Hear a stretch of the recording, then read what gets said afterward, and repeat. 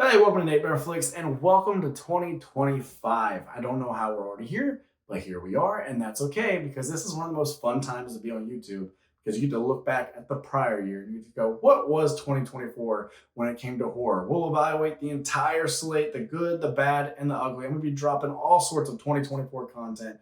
We'll have the best and worst of. We'll do a video where we hand out superlatives talking about this movie was the most, this little tiny niche category, and it should be a whole lot of fun. Then we're gonna do a video like today where we talk about my biggest disappointments and my biggest surprises. And since I'm gonna show you mine, I do hope you'll show me yours. Go down in the comment section and let me know the movies that you were like, man, I cannot wait for this. I am dying to see this. I need this. And then you went and it kicked you in the nards. It gave you nothing that you hoped for, expected, or wanted. And then let me know the movies that you thought, you know what, I don't even know if I'll get around to seeing that. That'll probably be quickly forgotten. That's just another horror movie. And then you went and it either just rocked you emotionally, it made you think and it stuck with you. Maybe it was just so much fun, or maybe it scared the ever living shit out of you. Let me know those movies that most surprised you down below. These are my biggest disappointments and my biggest surprises. Starting bad news first, my first big disappointment was Maxine. And look, Maxine is a good movie. The problem is, I expected a great movie. Why did I expect that? Because the previous two films in Ty West X trilogy were phenomenal, if you ask me. X is a 10 out of 10 for me. Pearl is a 9 out of 10 for me. X feels like a movie that was tailor-made for me. It's all about like 70s horror. It's about kind of grindhouse exploitation, slasher stuff. It features two parties that don't usually get much limelight in movies and definitely don't get treated with respect in terms of the elderly and then people in the adult film industry. I just thought it was a very layered, smart slasher flick that I was not prepared for. I went in blind and I was definitely rewarded. And it's a movie I'm going to watch for years and years to come because it's just so my type of thing. And then Pearl was less my type of thing, but man, was it just a marvelous masterpiece that was shot in beautiful, gorgeous Technicolor. And at the center of the film was this tour de force performance by Mia Goth that absolutely was snubbed by the Academy. But you look at those two movies and you go, all right, those were filmed back to back during COVID. Now we got to send it home with a capper in our trilogy. We got to complete Maxine's story, and we've had more time to do it. So it's going to truly be something special, right? A 10 out of 10, 9 out of 10. All right, maybe I'll take an 8 out of 10. And I didn't feel like it was that. It was just a solid but not spectacular film. There weren't really many twists. There's no like expectations to be subverted.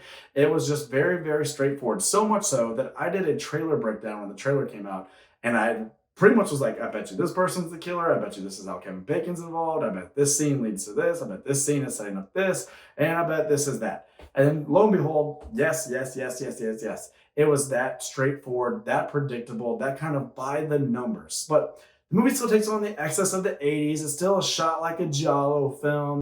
Mia Goth still kicks all the ass. Kevin Bacon's in there. Everything is better with a little bacon. And you get to see Maxine absolutely pulverize him in his car when he's kind of like sneaking around town following her. I love that because any other character would have tried to evade him, tried to get away, asked him to stop, maybe threatened him. No, Maxine just immediately goes, takes matters into her own hands, and kicks this dude's ever-loving ass because she will not accept a life she does not deserve. And if that's all it would take from Maxine is that motif, that we will not accept a life we do not deserve, well then, hey, that's something. My first surprise of 2024 was the First Omen. When I heard they're going to do a prequel to The Omen, I was like, oh, Jesus, spare us. Jesus, save us. We do not need this. This is just going to be another lazy cash grab, another reboot type of thing that is by the numbers. We have a formula. We've been doing this for every horror franchise. I do not need this.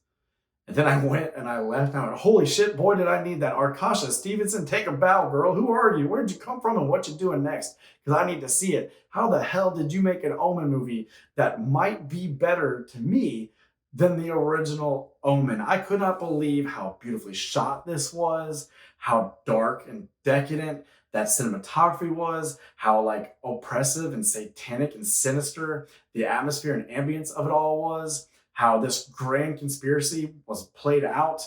And then the imagery, oh my God, the imagery of the First Omen. People were recoiling in my theater. I could not believe they dared to show some of the things that they dared to show. So it completely blew my expectations out of the water.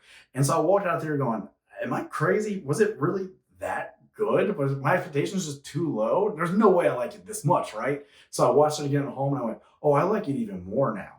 I noticed certain things about the plot that maybe I wasn't keen on the first time, or maybe just went over my head. And I'm like, oh, I'm picking up what this movie is putting down. Everything is working for me in this. And I want more of this story. I want more of this character or these characters. I want to continue to build out this world. Keep giving me more and more Omen if it's going to be like this one.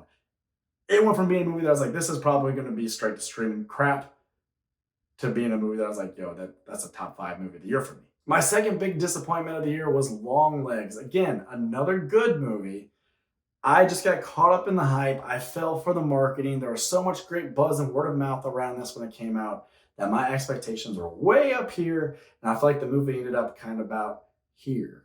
And unfortunately, I was really vibing with it in the first act. I thought I was going to get that film. I was like, oh, okay, I see you, Osgood Perkins. I feel like we have a really nefarious slow burn on our hands. Feels like in that first act that we're doing a little bit of Seven, a little bit of Silence of the Lambs, but this whole satanic occult thing going on, and this absolutely out of left field, crazy, get under your skin performance by Nicolas Cage. This is going to be awesome.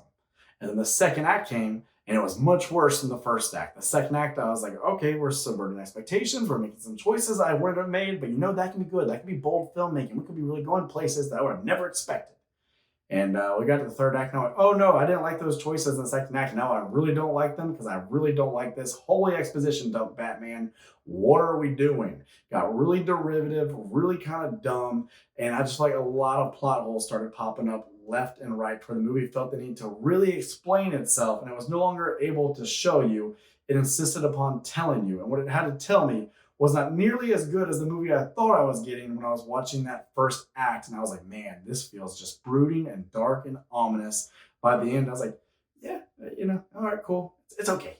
It's okay. Could have been great, but it's okay.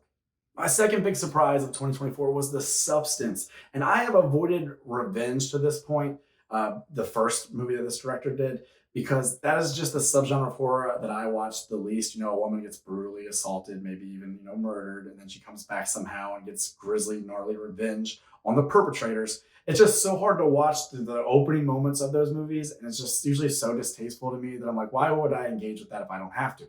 But now after seeing what this girl can do, let's put some respect on what this woman can do with a script, with bringing so much style, so much pomp and glam and substance, pun intended, to her filmmaking, that I'm like, okay, I need to go back and watch Revenge, because I bet you it is absolutely no Last House on the Left.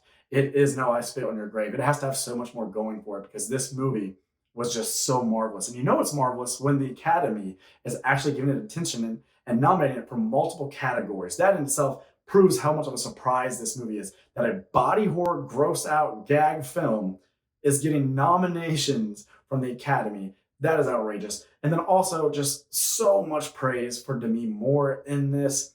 Her career has just been so marred by people being obsessed with her looks and what her looks mean to them, about her and about kind of like women as a whole in a weird way. Because they looked at G.I. Jane and they're like, what is this, like, kind of this butch thing? She's cutting off her femininity, getting rid of her hair. What is it? She's going to regret that. She's not going to be a bankable star anymore.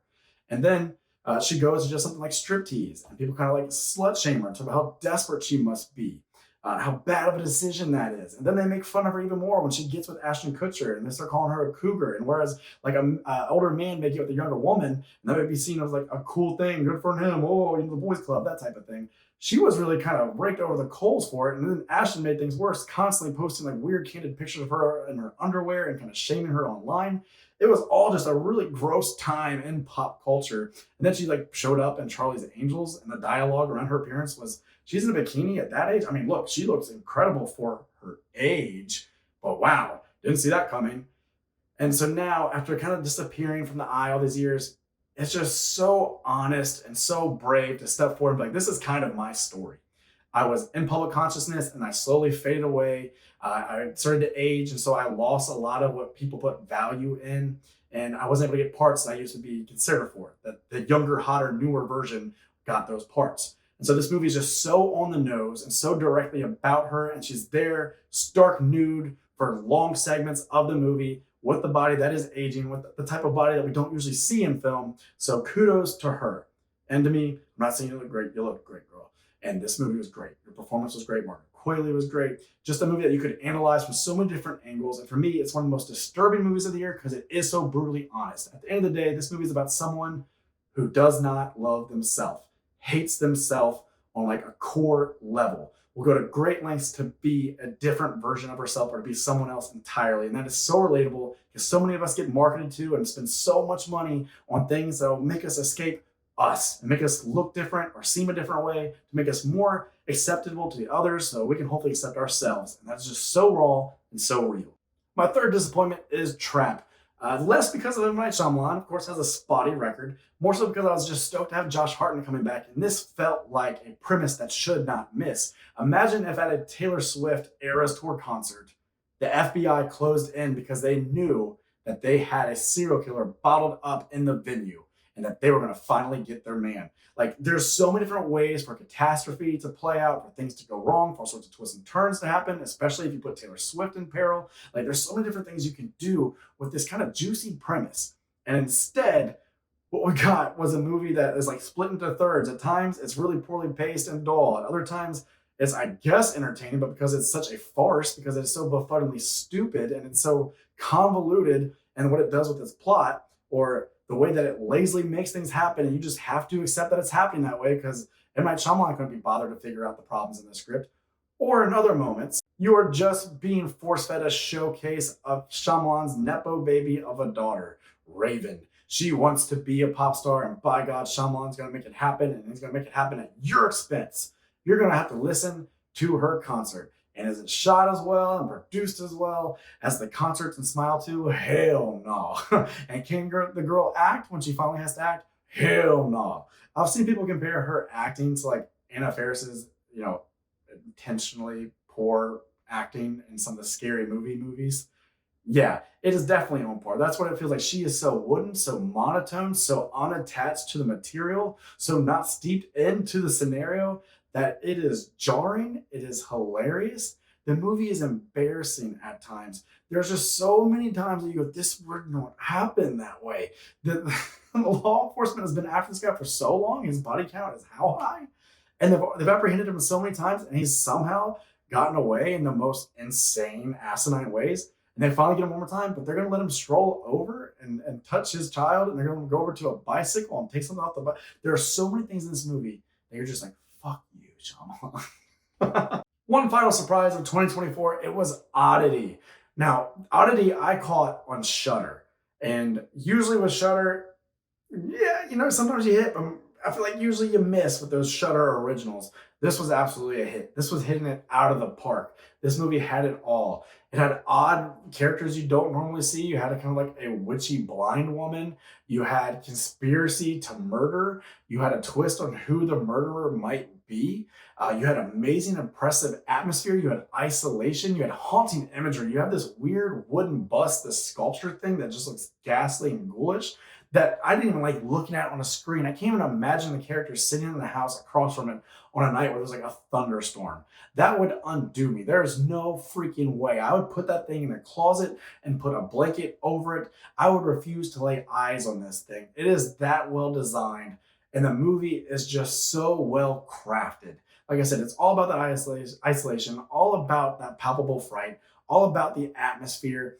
It really is an effective, scary piece with some good twists and turns. And I thought I was going to do this, and then it would do that, and it would repeat that cycle over and over again. This is from the director that did Caveat, a movie that I have not seen, but I will be checking out because Odity was one of the most effective under-the-radar horror movies of 2024. So there you go. Those are my biggest surprises and biggest disappointments of the year that was. Let me know yours down below. Let me know what you think of my takes. And if you made it this far, then hey, hopefully that means you're having a good time. You might as well go ahead and hit subscribe so you can catch the rest of the videos, and we'll continue to vibe out and party here in 2025. It's going to be a great year for horror. I can just feel it. One more thing though before I go. Would you please have yourself a great day? I'm Nate for natemareflix saying that's a wrap.